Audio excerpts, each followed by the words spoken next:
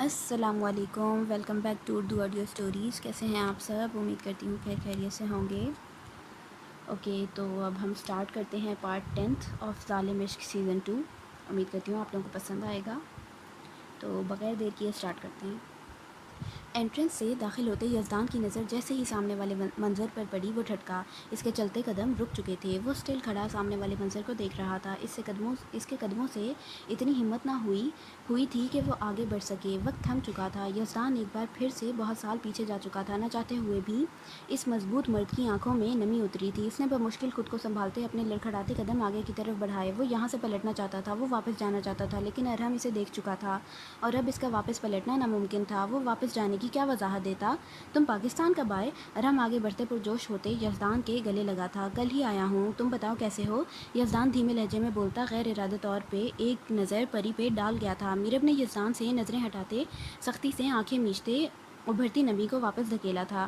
یزدان نے اسی لمحے نظریں جھکا لی تھیں۔ اس کی نظروں میں عزت احترام کے سوا کچھ بھی نہ تھا، لیکن میرب کی ایک لمحے میں جان نکل گئی تھی۔ اس نے آنکھیں بند کر لی تھیں۔ بھابھی، میں تو اس کے کان کھینچ لوں گا، لیکن اگر اب دوبارہ یہ واپس جانے کی بات کرے تو آپ اسی کی بندوق اس پہ تان دیجیے گا، باقی آپ کا بھائی سنبھال لے گا۔ ارحم اوور سمارٹ بنتا یزدان کے کندھے پہ ہاتھ رکھتے میرب سے مخاطب ہوا تھا۔ میرب نے کوئی جواب نہیں دیا، وہ اسی طرح اسٹل کھڑی رہی۔ رخسار بیگم نے اس کی خاموشی کو نوٹ کیا تھا۔ آج پری اور ارحم کا یہاں ہونا اتفاق تھا، یہ اتفاق نہیں ہونا چاہیے تھا۔ رخسار بیگم سوچ کر رہ گئی تھیں۔ سب ایک ساتھ ہی بیٹھ چکے تھے۔ ارحم، رخسار بیگم اور یزدان گفتگو میں مصروف تھے۔ پری بھی ہوں ہاں میں ان کی گفتگو میں حصہ لے رہی تھی۔ باران، حرم اور شوہرام اپنی باتوں میں مصروف تھے۔ میرب خاموشی سے چہرہ جھکائے بیٹھی اپنے سامنے رکھے جوس کے گلاس پہ نظریں جمائے ہوئے تھی۔ یہ چند منٹ اسے اس وقت صدیوں برابر لگ رہے تھے۔ اپنے ہی شوہر کو اس کی پہلی محبت کے سامنے بیٹھا دیکھنا جلتے انگاروں پہ چلنے کے برابر ہے، اور وہ بھی اس وقت جلتے انگاروں پہ کھڑی تھی۔ اس کا جسم سٹل تھا، آنکھوں میں برسوں کی تھکاوٹ، گلا شکوہ کیا کچھ نہ تھا۔ آنکھوں کی نمی تو جیسے جم چکی تھی۔ اسے اپنا وجود بے جان ہوتا محسوس ہو رہا تھا۔ اس کا شوہر اس کے نکاح میں ہونے کے باوجود کسی غیر لڑکی سے محبت کا دعوے دار تھا۔ میرب کا سر چکرایا تھا۔ اس نے ادھر ادھر نظریں دوڑاتے سامنے پڑا جوس کا گلاس نامحسوس سے انداز میں اٹھائے لبوں سے لگایا۔ اس کا چہرہ پسینے سے تر ہوا تھا۔ اس نے دوپٹے کے پلو سے اپنا چہرہ صاف کیا اور ایک دفعہ پھر سب کی طرف نظر دوڑائی۔ کسی نے بھی اس کی طرف نہیں دیکھا تھا۔ میرب بمشکل خود کو سنبھالتے دوبارہ سے نارمل سے انداز میں چہرہ جھکائے بیٹھ چکی تھی۔ باران کب سے حرم اور شوہرام سے باتیں کرتا چور نظروں سے اپنی ماں کو دیکھ رہا تھا، جو اپنی بگڑتی حالت کو بمشکل سنبھال رہی تھی۔ وہ بچہ نہیں تھا، کسی نہ کسی حد تک کچھ نہ کچھ جانتا ہی تھا۔ اس نے کئی دفعہ رات دیر تک میرب کو روتے دیکھا تھا۔ وہ اس کے کندھے پر سر رکھے روتی تھی۔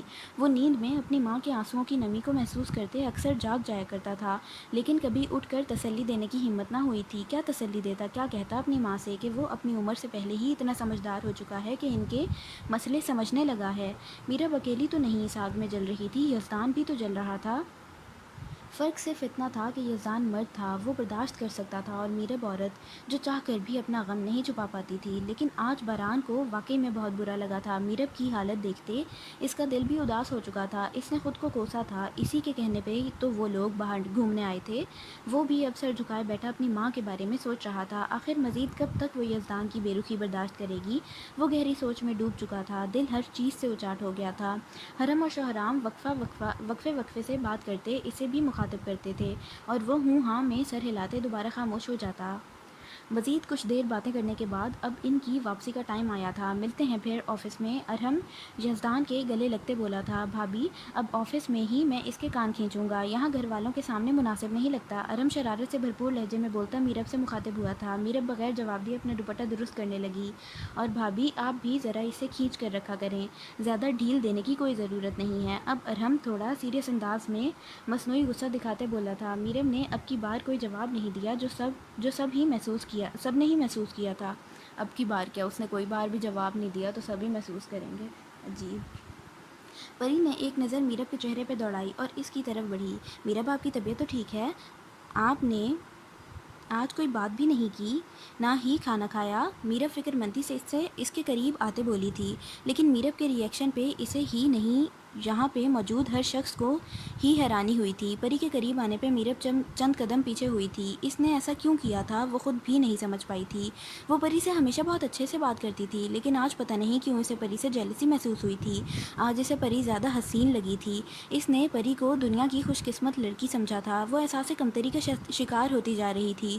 وہ یہ سب کیوں سوچ رہی تھی شاید وہ خود بھی نہیں جانتی تھی۔ پری نے مایوسی سے رخسار بیگم کی طرف دیکھا، جو جواباً رخسار بیگم نظریں چرا گئی تھیں۔ دوبارہ کسی میں کوئی بات نہیں ہوئی تھی۔ پری رخسار بیگم سے ملی اور سب اپنے اپنے گھر کی طرف روانہ ہوئے تھے۔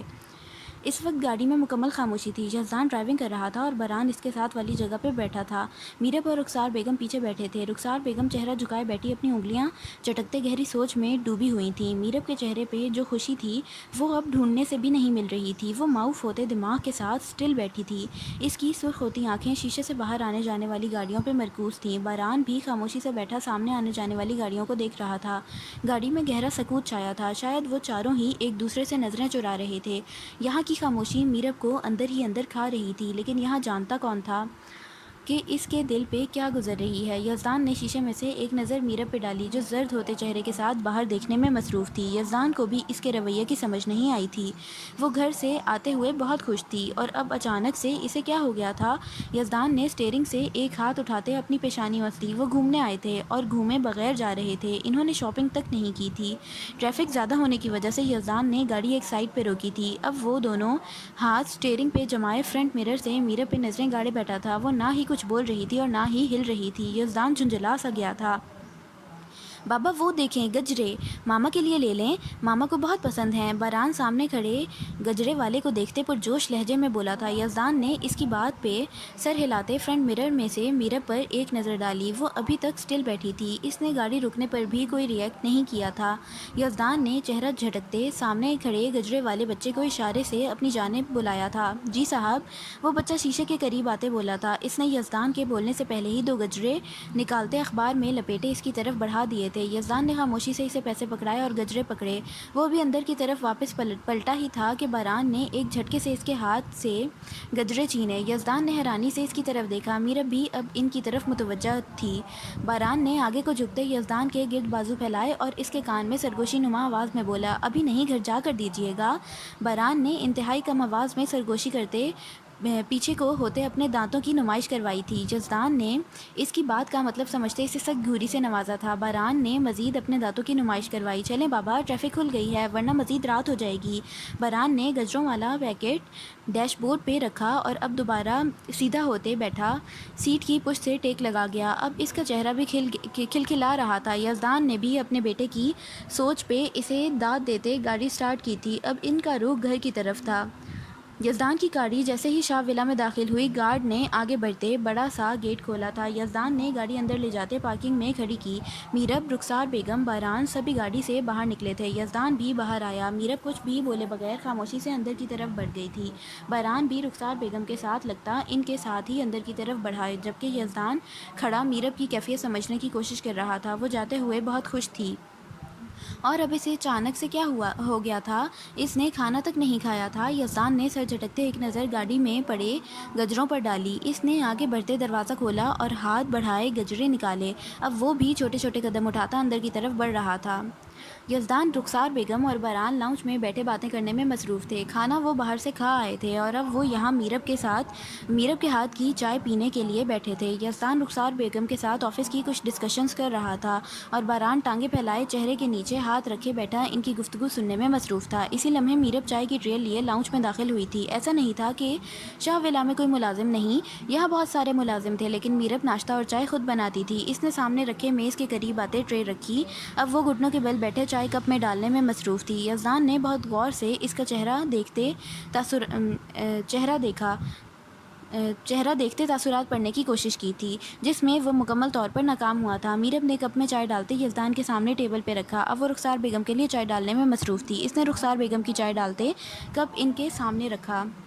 اس سے پہلے کہ وہ اٹھتی رخسار بیگم نے اسے مخاطب کیا، میرب تم چائے نہیں پیو گی؟ میرب ٹرے میں صرف دو کپ لے کر آئی تھی، ایک یزدان کا اور ایک ان کا۔ یہ دیکھتے ہی انہوں نے میرب سے سوال کیا تھا، نہیں میرا دل نہیں چاہ رہا۔